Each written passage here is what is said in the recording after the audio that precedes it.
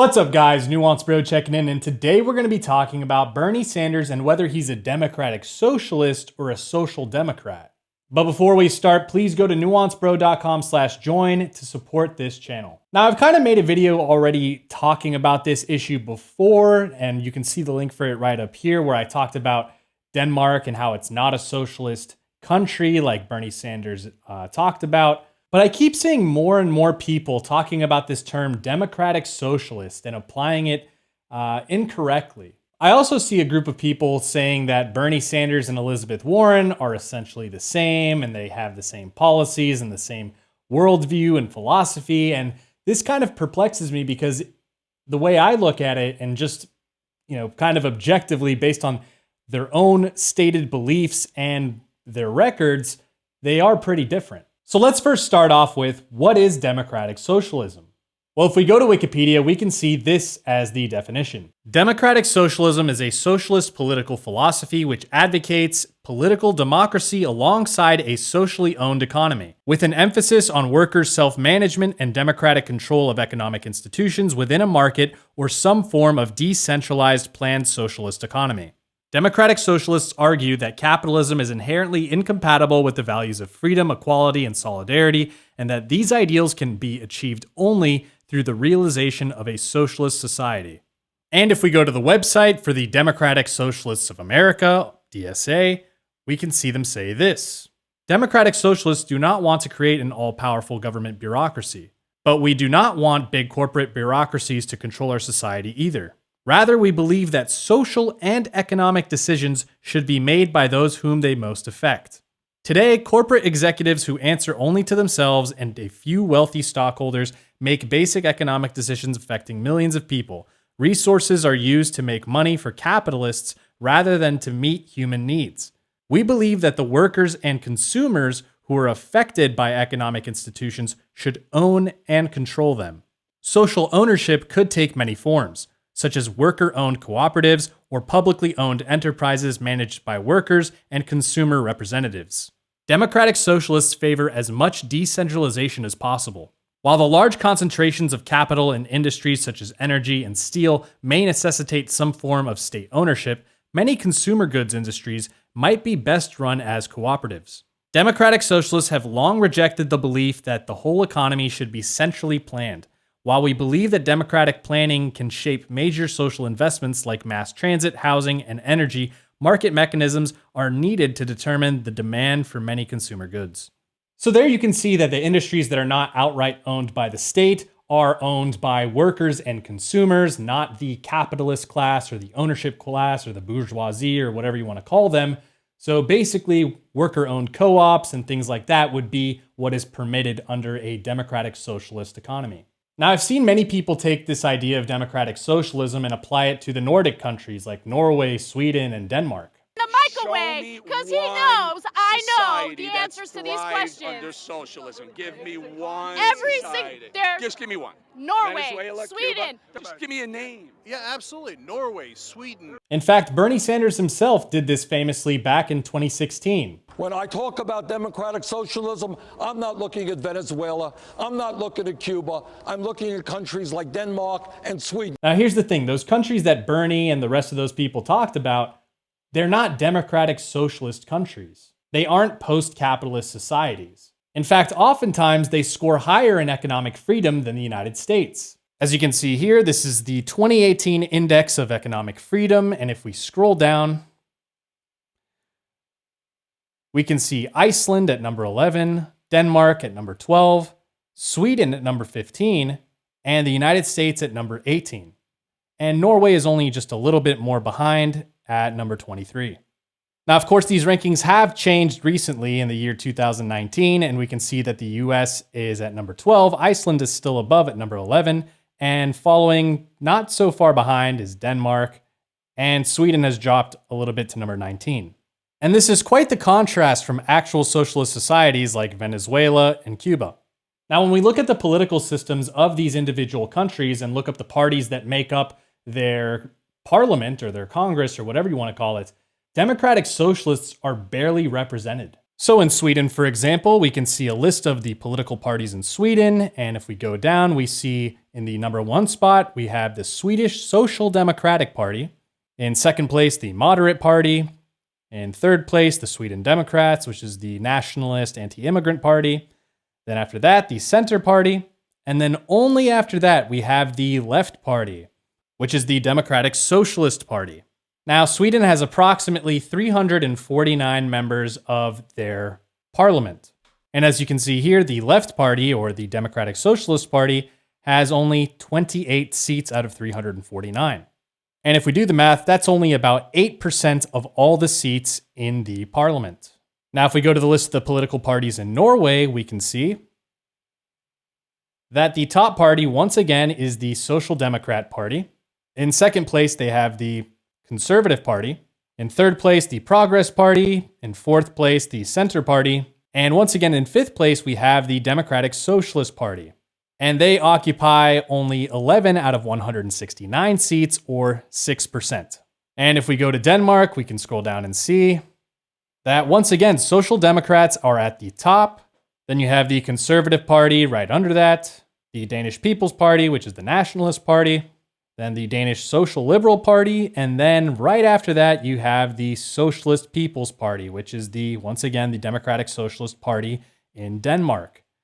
And they occupy only 14 out of 179 seats, which once again, if we do the math there, is just under 8% of the seats.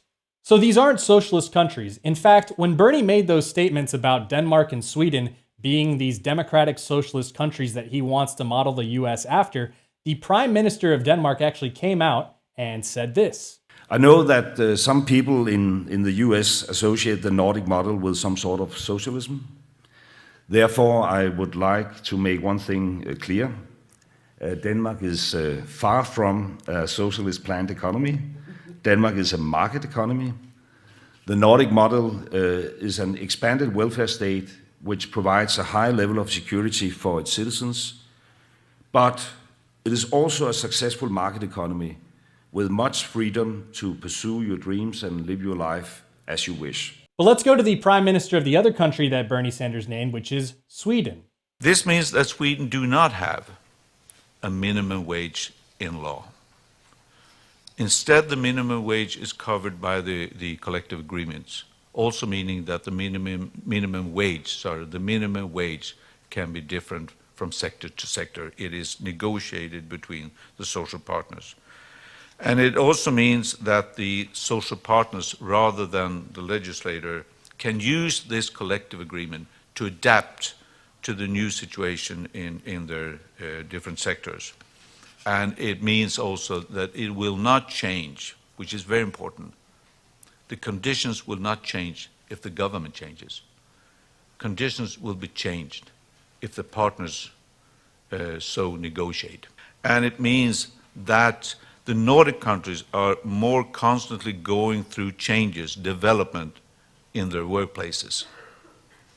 And that's an important message, because it means that the advantages of this system for the state has been very clear, because it means in a global economy that we need to adapt, we need to change, we need to develop in a constant manner. We cannot make one progress this year and wait for 3 years for another progress. It doesn't work that way in a global economy. Constant change. And this proves that the Nordic countries have a more constant change than other. It gives us productivity and competitiveness. First, regarding industry policy, I do not believe in this pick the winners. Not too detailed, because we cannot pick the winners. The market knows best what is working and what is not working. So here you can see the Prime Minister says how they actually don't have a minimum wage law, and that they actually prefer to have unions, collective bargaining with the businesses, the corporations, or the industries to achieve some sort of minimum wage instead of having a set minimum wage by the government, and that markets know best in this scenario. The idea of abolishing minimum wages, like many of these Nordic countries have done because bureaucracy is simply too slow and that the market knows best, is unthinkable in the American context, especially with people like Bernie Sanders. Now, when we talk about the difference between someone like Elizabeth Warren and Bernie Sanders, well, they actually make the distinction pretty clear themselves. You can see here when Elizabeth Warren is asking about the difference between her and Bernie Sanders, she says this. People don't know the difference between what you and Bernie are really saying. What's the crux of the difference? Bernie has to speak to what democratic socialism is. You are not one. And I'm not. And the centrists have to speak to whatever they are doing.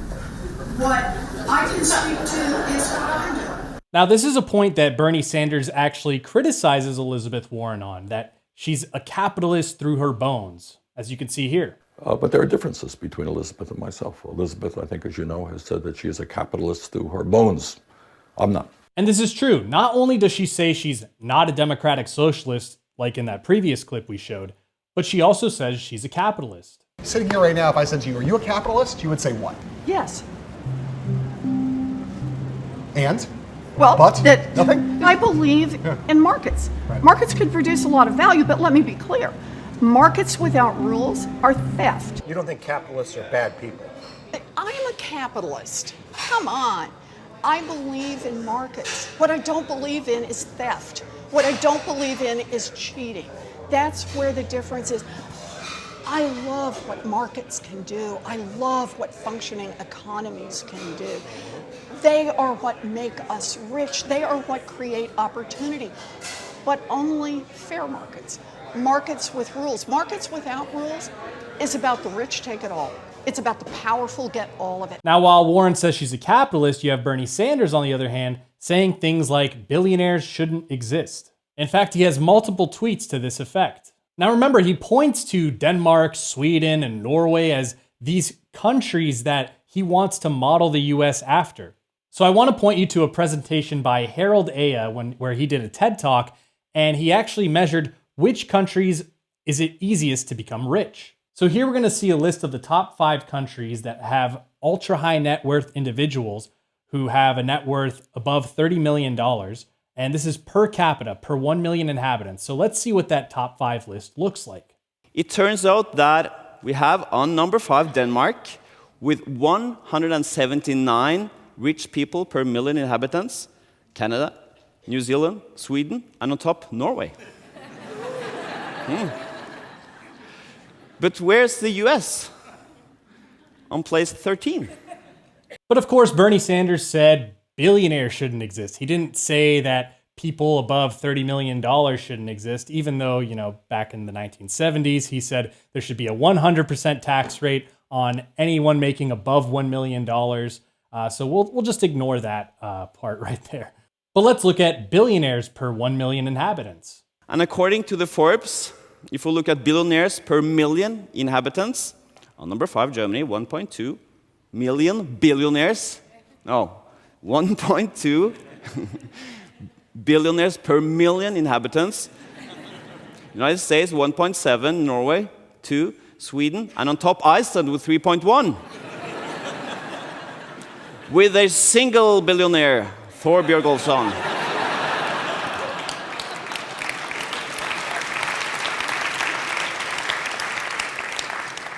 He could have been a model.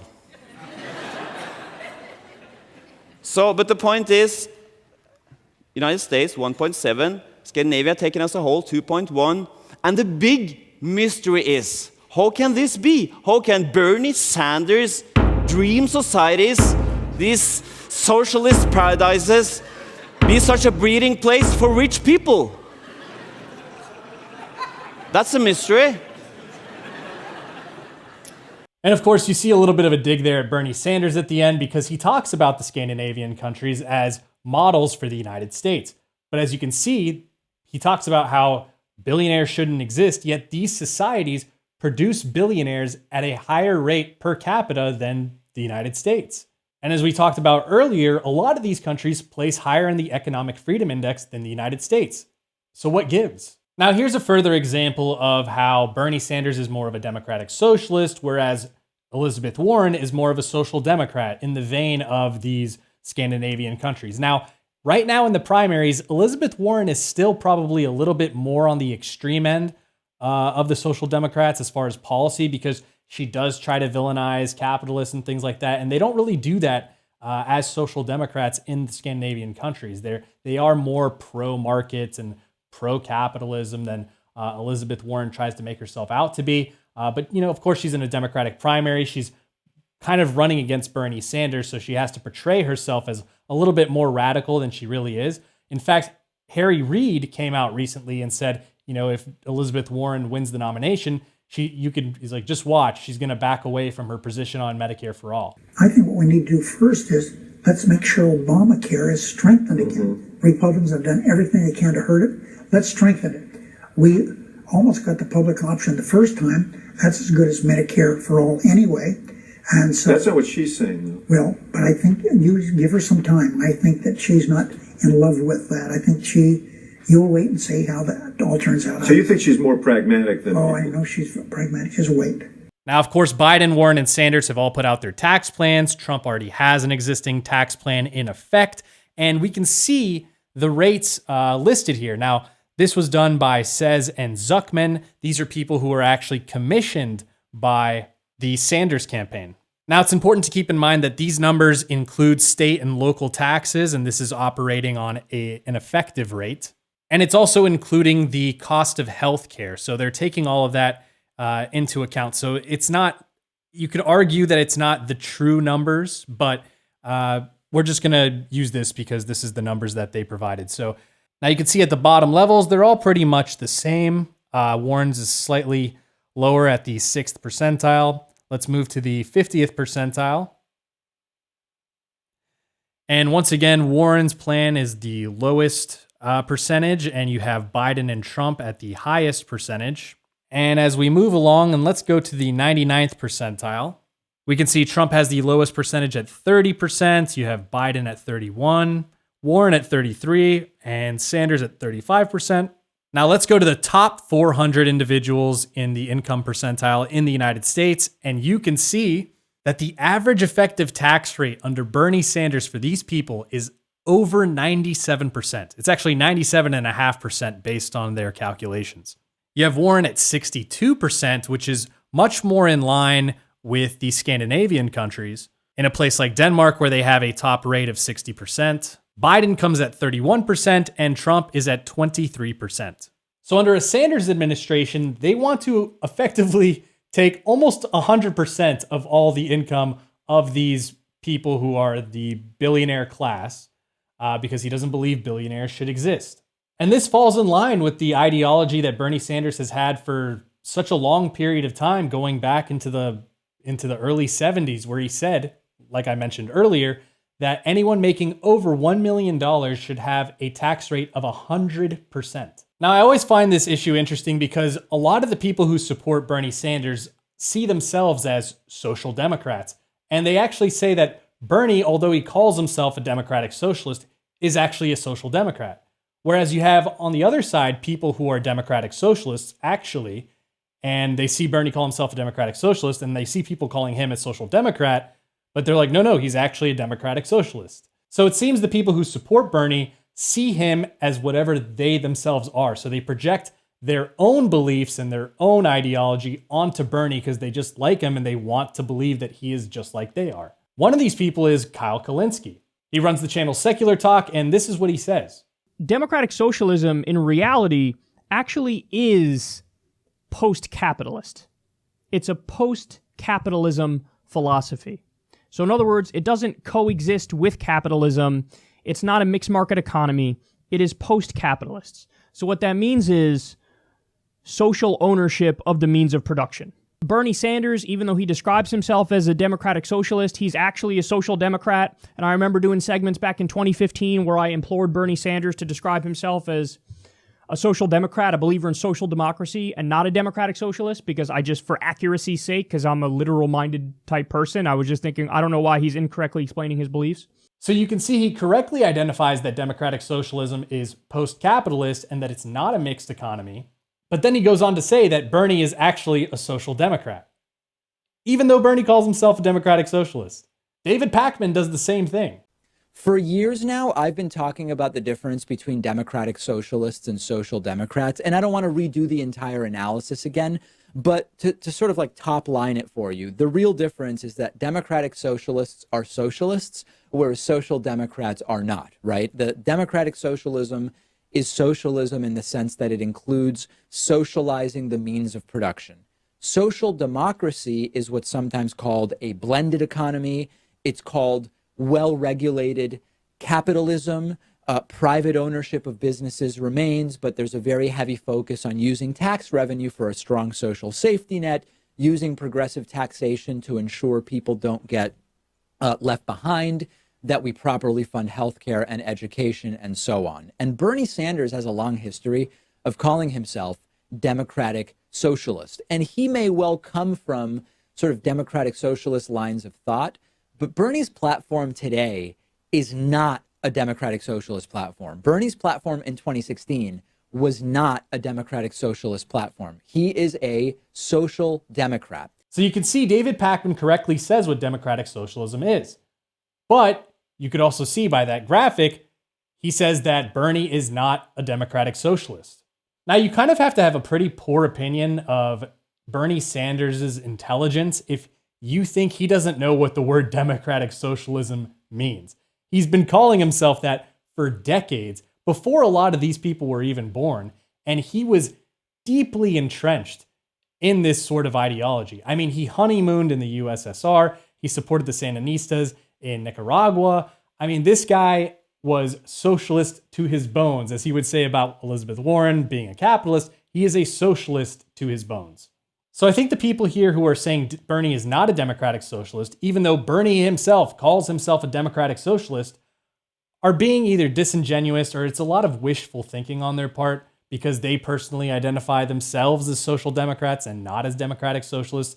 They want Bernie to be the same. So that's the end of the video, guys. I just wanted to, clear that up because I've seen a lot of people, obfuscating on this issue, and I just think there should be some clarity about it. Don't forget to like, comment, and subscribe. Social media links are in the description box below, as well as merch. Support us on nuancebro.com/join, and I'll see you later.